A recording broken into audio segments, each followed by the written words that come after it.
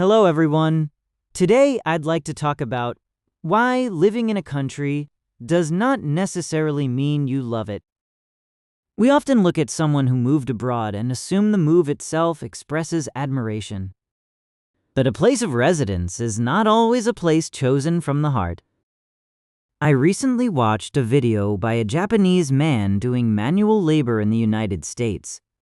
He said Americans sometimes told him that America was the greatest country in the world and that he must be glad he came. That made him uncomfortable. Why? Because he had not moved there out of love for America. His wife was American and wanted to return home. He went with her reluctantly. That story made me think about foreigners living in Japan. Online videos saying Japan is wonderful often attract a warm response from Japanese viewers. A foreign resident who criticizes Japan may instead hear, "If you do not like it, leave." The same incentive works in reverse. Japanese creators can gain attention by telling viewers back home that America is terrible and Japan is best.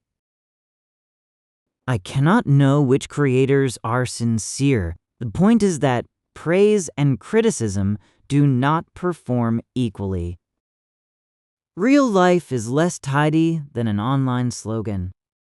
People stay because of a spouse, a job, money, their children's education, or immigration status. Some dislike where they live, but cannot move without hurting the people who depend on them. Telling them to leave ignores every consequence that makes leaving unrealistic. This matters because we often treat residence as a moral endorsement.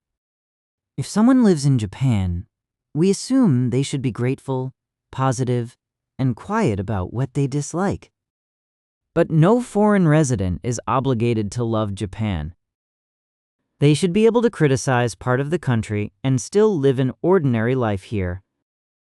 A society that welcomes only compliments may feel good about itself.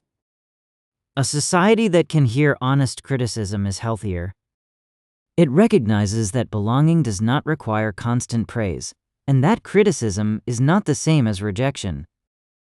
However, my argument has an important condition.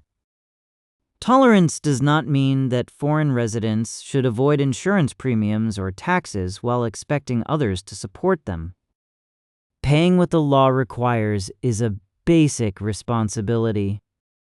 The freedom to criticize a country should not become freedom to push your own share of the burden onto its residents. So the principle is simple. People should be free to speak honestly about the country where they live, even when their reasons for staying are complicated. At the same time, they should meet the responsibilities that make life in that society possible.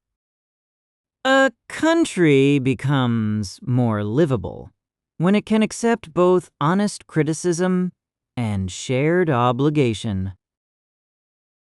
Thank you for listening.